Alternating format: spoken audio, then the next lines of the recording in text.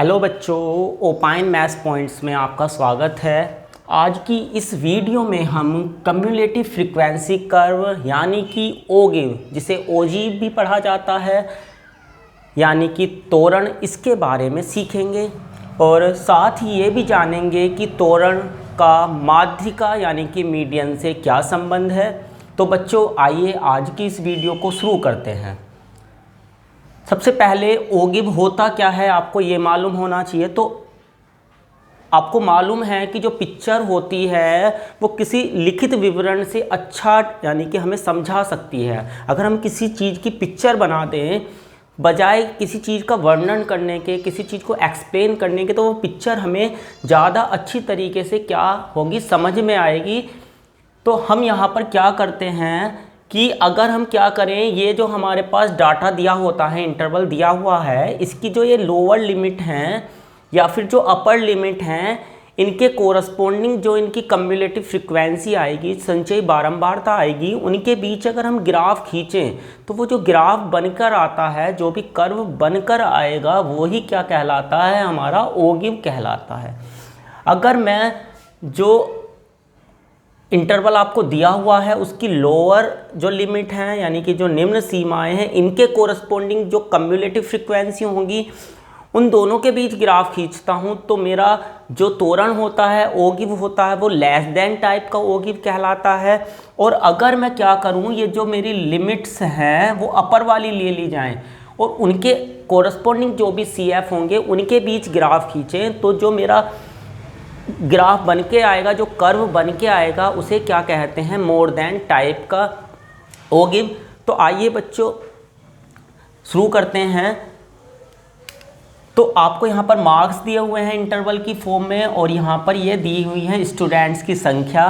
और आपको क्या करना है, सबसे पहले लेस देन टाइप का ओगिव खींचना है। कौन सा ओगिव खींचना है, लेस देन टाइप।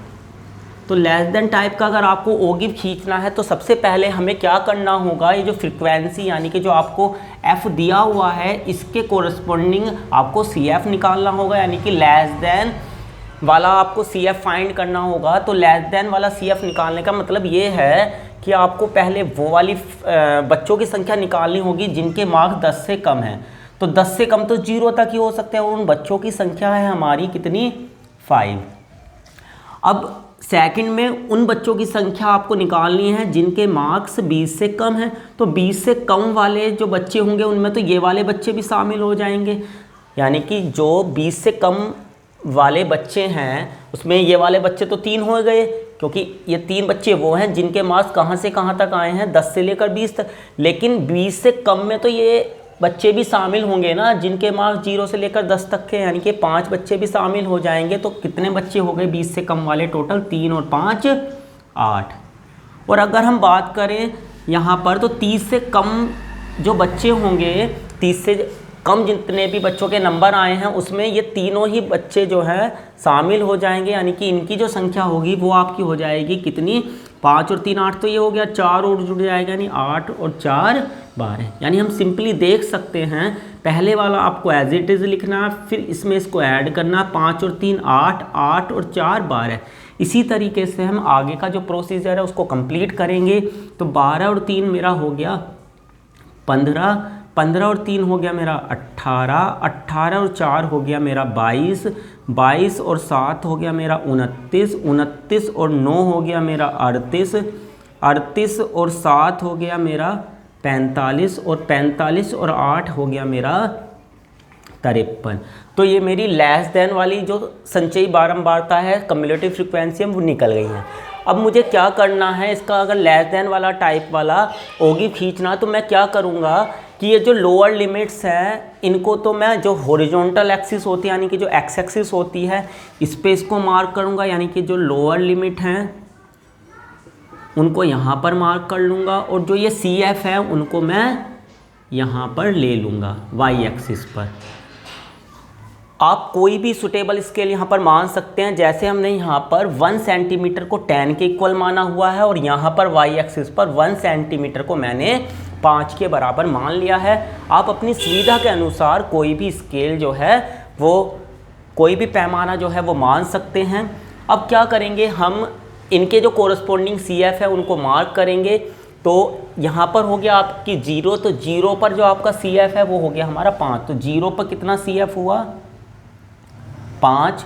उसके बाद अगर हम देखें 10 पे आपका CF हो गया 8, तो 10 पर जो आपका CF है वो 8, तो 8 यहाँ पर कहीं आएगा, तो इसको मार्क कर देते हैं। उसके बाद 20 पर जो आपका CF होगा वो कितना होगा, 12, तो 20 पर हो गया 12, तो 12 यहाँ कहीं आ जाएगा। उसके बाद नेक्स्ट 30 के कोरस्पोंडिंग जो आपका CF हुआ वो हो गया हमारा 15, तो 30 के कोरस्पोंडिंग हो गया मेरा 15, तो यहाँ आ जाएगा 15 वाला।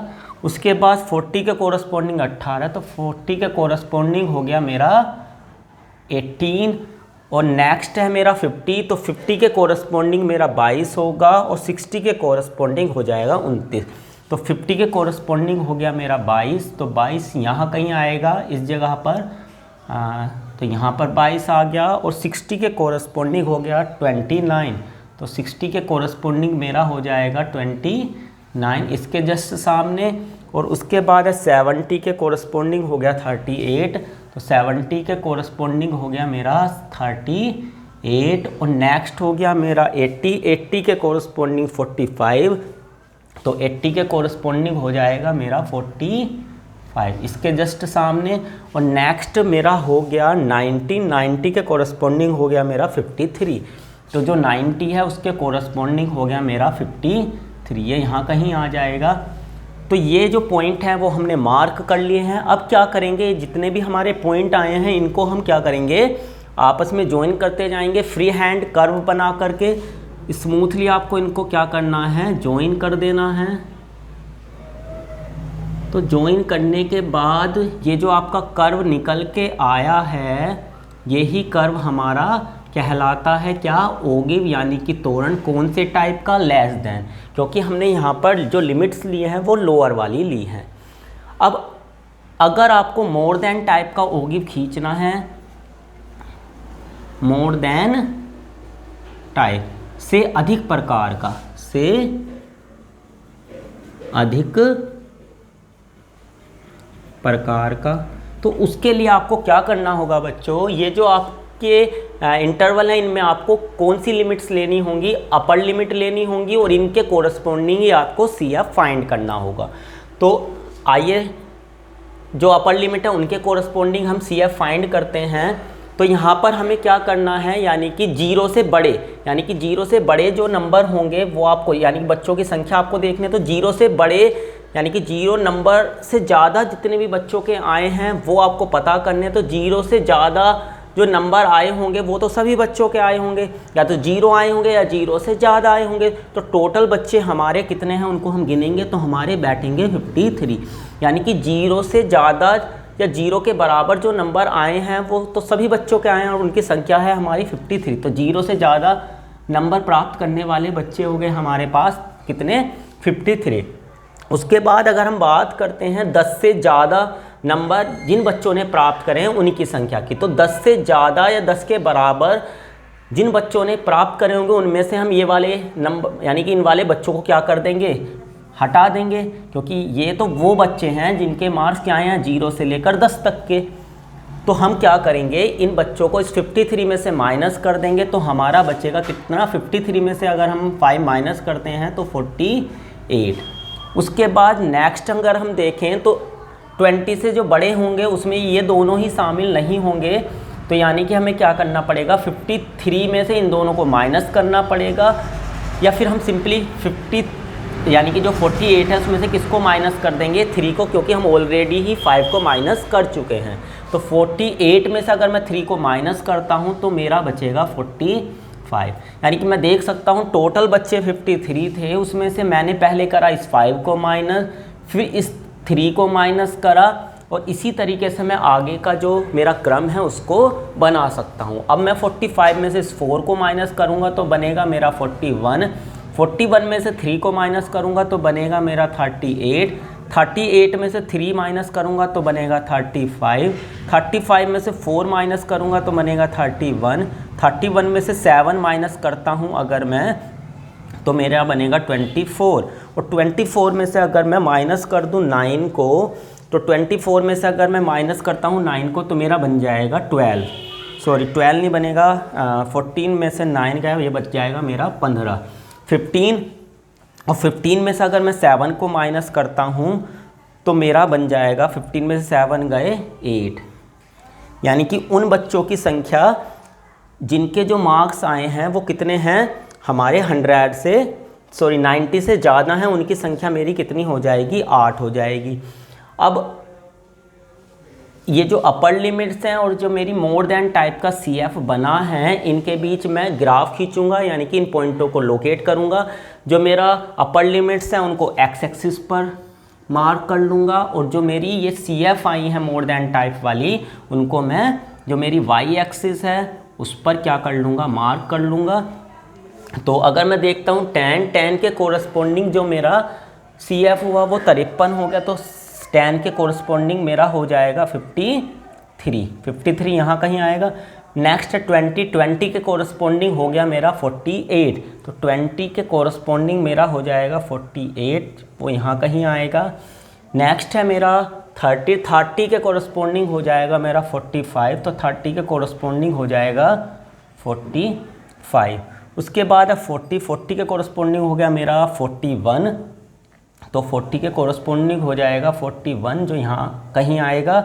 उसके बाद नेक्स्ट बात करूँ तो मेरा आता है 50 के कोरस्पोंडिंग हो गया 38, तो 38 जो है वो यहाँ कहीं आ जाएगा। नेक्स्ट है मेरा 60 के कोरस्पोंडिंग हो गया 35, तो 60 के कोरस्पोंडिंग हो जाएगा मेरा 35। और अगर मैं बात करता हूँ 70 की, तो 70 के कोरस्पोंडिंग हो गया 31, तो ये हो जाएगा मेरा यहाँ कहीं। और नेक्स्ट है 80 के कोरस्पोंडिंग हो गया 24, तो 80 के कोरस्पोंडिंग हो जाएगा 24 यहाँ कहीं इसके जस्ट सामने।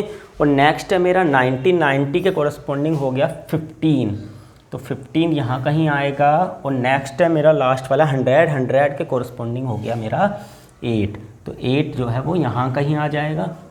अब ये पॉइंट हमने मार्क कर लिए हैं और अब हम इनको क्या करेंगे, ज्वाइन करते चले जाएंगे आपस में। तो ये जो है मेरा इस तरीके से कर्व बनकर आ जाएगा, और ये मेरा कौन सा कर्व होगा, मोर देन टाइप का ओगिव हो जाएगा। तो ये मेरा ओगिव हो गया कौन से वाला, मोर देन टाइप, यानी कि ये से अधिक प्रकार का मेरा तोरण खिंच चुका है। अब बच्चों अब हम देखते हैं कि क्या ये जो हमारे तोरण आए हैं इनका संबंध किसी प्रकार से माध्यिका से है या फिर नहीं है, यानी कि क्या आप इन तोरणों की सहायता से ये जो डाटा दिया हुआ है उनकी माध्यिका ज्ञात कर सकते हैं। तो हाँ, आप बिल्कुल जो है इन तोरणों की सहायता से, ओगिव की सहायता से माध्यिका ज्ञात कर सकते हैं। उसके लिए आपको करना क्या है, जो आपका ये जो टोटल फ्रीक्वेंसी का सम आया है, यानी कि जो n निकल के आया है उसका आपको पहले हाफ करना है। तो n/2 की वैल्यू हमें निकालनी है, वो हो जाएगी मेरी 53/2।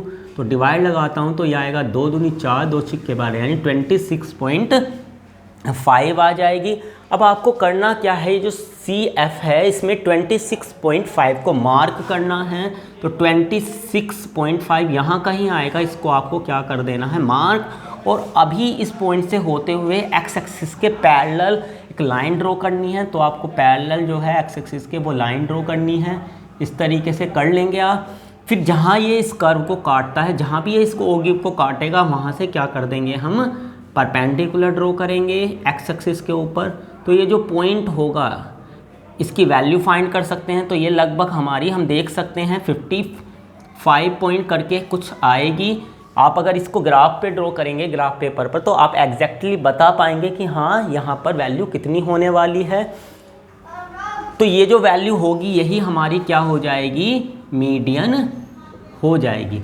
इसी तरीके से आप इस वाले ओगिव की सहायता से भी मीडियन को पता कर सकते हैं। एक और भी तरीका है मीडियन को मालूम करने का। अगर हम क्या करें, ये जो दोनों ओगिव हमने खींचे हैं, लेस देन टाइप का और मोर देन टाइप का, अगर हम इनको एक ही ग्राफ पेपर पर, दोनों के दोनों जो ओगिव हैं उनको एक ही ग्राफ पेपर पर ड्रॉ कर लें, मान लीजिए मैं इसको भी यहीं पर ड्रॉ करता, तो ये लगभग इस तरीके से मेरा आ जाता।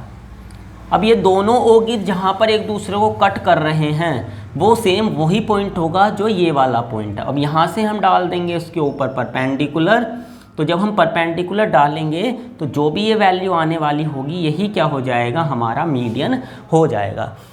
तो बच्चों इस तरीके से हम तोरण यानी कि जो ओगिव हैं उनकी हेल्प से मीडियन को मालूम कर सकते हैं। तो उम्मीद करता हूँ बच्चों आपको ये जो ओगिव का कंसेप्ट है वो समझ में आ गया होगा। तो आपसे मिलते हैं अपनी अगली वीडियो के साथ, जब तक के लिए जय हिंद, जय भारत।